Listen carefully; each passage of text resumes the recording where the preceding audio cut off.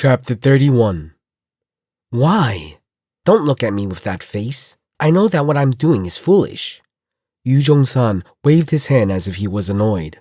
Then why? Look here, Owner Kong. You aren't from Hwaum.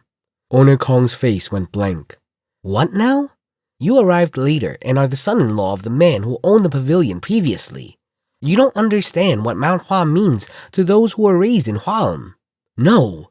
Owner Kong yelled. What is this new shit? Why does it matter if he wasn't born in Hwaum? Look here, Owner Yu. Ah, enough. I already know what you will say. Yu Jong-san took a deep breath.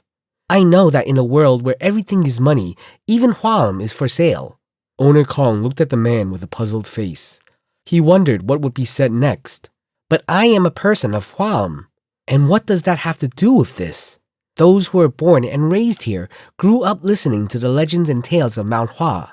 We were raised being told that we must enter Mount Hua and become great martial arts masters to have our names echoing across the world.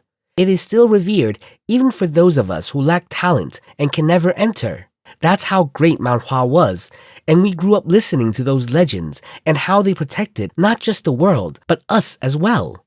Owner Kong tilted his head, not understanding where this nonsense suddenly came from. It isn't just me. My father and my grandfather also grew up like that. Mount Hua is the pride of Shaanxi and of Hwaum, and Yu Jong-san scratched his head and spoke. Not for me, but it was a source of pride for my father and grandfather. So what do you mean? But what does it make me if I am willing to destroy Mount Hua for the simple sake of money? When I enter the afterlife, will my father leave me in peace? I will be beaten for days and days like when I was a child. A low laugh broke out.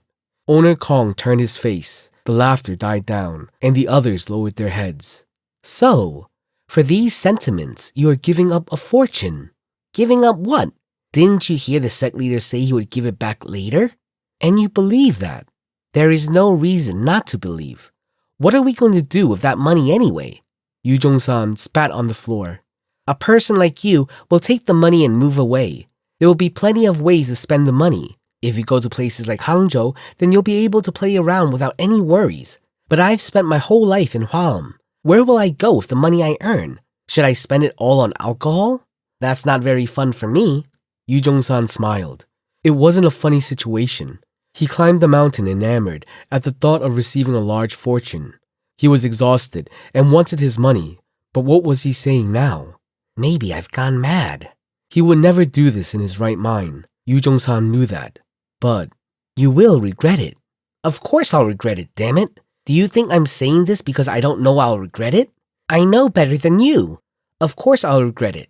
Yu Jong-san shouted. But it would be far more unpleasant to ruin Mount Hua with my own hands. Owner Kong looked at Yu Jong-san confused. The man was taking deep breaths as he got too excited. Look here, Owner Kong. I can make enough money to provide for myself. If I protect Mount Hua now, I may get my money back later. Then I can take it and live a decent life as always. But if Mount Hua is destroyed, I will have to live in regret each day, and every time I see my money, I will be reminded of what I've done. I don't want to live like that. Owner Kong clenched his teeth. Has he lost his mind? He couldn't understand what this man was talking about. But there is no need to understand. Why should he stop a man who was walking down a pit of fire with his own feet? Just one person changing his mind wouldn't change the situation.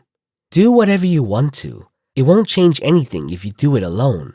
Who said he was alone? Owner Kong turned his head at it.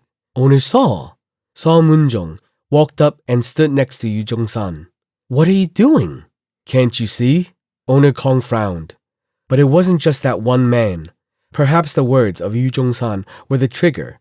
5 of the 20 people stood next to him. Oh my God! Owner Kong shook his head. When have I ever seen such pathetic people? How could people who claim to be merchants make such stupid choices? No. Owner Kong controlled his expression.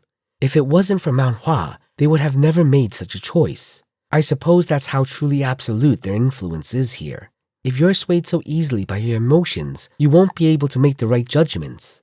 Disrespecting the opponent was something a merchant should never do.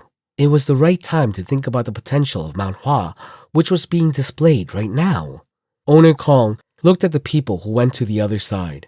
Everyone was showing signs of regret, yet they looked oddly refreshed. Stupid people. Are they proud of not abandoning their sect till the very end?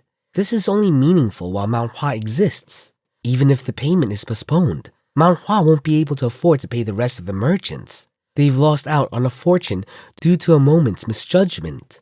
Owner Kong decided that and asked, "Is there anyone else who thinks otherwise?" The others looked at Hyunjong and then shook their heads. "Sect leader," Owner Kong smiled. "I didn't realize that the name of Mount Hua was still so great, but that is all. The rest of us have no intention of delaying the payment date, so return to us the money we lent you." Hyunjong smiled. His eyes weren't looking at Owner Kong, but the ones behind him. "Is there really no one else here willing to help us?" When there was no answer, Hyunjong nodded. "Then it is unavoidable. Sect leader, don't rush, Owner Kong." Kong Moon-young flinched. Hyunjong's voice was soft, but there was a force he couldn't resist. Hyunjong looked around at the merchants with Yu Jong-san, who smiled brightly. "Still, it is enough that there are a few people who would side with Mount Hua. Doesn't that mean that the world hasn't yet abandoned Mount Hua?" Owner Kong couldn't say anything, and Hyunjong loudly called, "Eunam." "Yes, sect leader." "Bring it." "Yes." Eunam bowed his head and walked off quickly. Seeing that, Owner Kong frowned. Does he really have it? It couldn't be. Just because Owner Kong had tricks up his sleeve, that didn't mean the sect leader could do the same and receive a strong backing. If there was, the information would have certainly entered his ears. Was it a bluff? No, that didn't make sense either. You can only bluff when something is in the background to fall back on. The current Mount Hua couldn't afford such a dangerous bluff. Eunam returned before Owner Kong could finish organizing his thoughts. He went alone, but now came back with 3 people. A box. The people seemed to be of the same age as Eunam, which meant they were elders. One of them was bringing a large box. "Sect leader, we brought it." Hyunjong pointed ahead. "Put it down." "Yes." Tuck. The box was placed on the floor.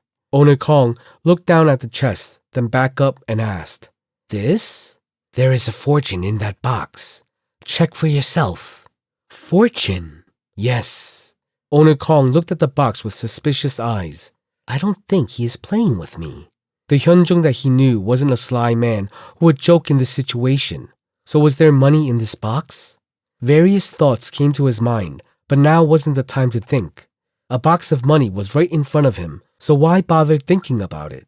Owner Kong approached the box as if possessed and slowly opened the lid. He narrowed his eyes and checked what was inside. This is? Riches? Were the riches these books? Sect leader, are you messing with us right now? Why would I do such a thing? I am sure I have what you wanted. What we wanted? You will know once you read it. Owner Kong calmed down his emotions and pulled out one of the books. He then began to read the contents in it. Flap, flap. The sound of pages being turned at a rapid pace. His face gradually crumpled and changed various shades of color as each page was turned. This. Owner Kong's face completely changed, so the merchants behind him slowly approached. What is that? Let us see it too. When he didn't answer, they glanced at the box. After confirming that several books were inside, they too reached out for them. What is this? Each one who checked the contents grew nervous and soon became suspicious.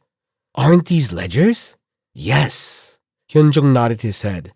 It looks like old ledgers. So why are you bringing it out now? Hyunjong smiled. The ledgers you are looking at now were created by Mount Hua for the management of our businesses. Huh? What? Hyunjong narrowed his eyes. Owner Kong, have you checked it? Hyunjong's voice resounded clearly. These ledgers contain information proving that the ownership of the Hua businesses which you are running belongs to Mount Hua. Huh? Ah, no. What do you mean, sect leader? Silence! Hyunjong firmly cut off their words, and he opened his mouth to those who hadn't come to their senses. Mount Hua has been so kind to you, but to think that you would repay our kindness like this. No matter how good Mount Hua is, we aren't the kind to show kindness to rats who bite their own masters. Hyunjong spoke out sharply. Therefore, based on these ledgers, Mount Hua will confiscate not only the businesses you have, but also the property that you have accumulated under the name of the businesses. A bolt of lightning cracked down through the dry sky, quickly crushing down their dreams.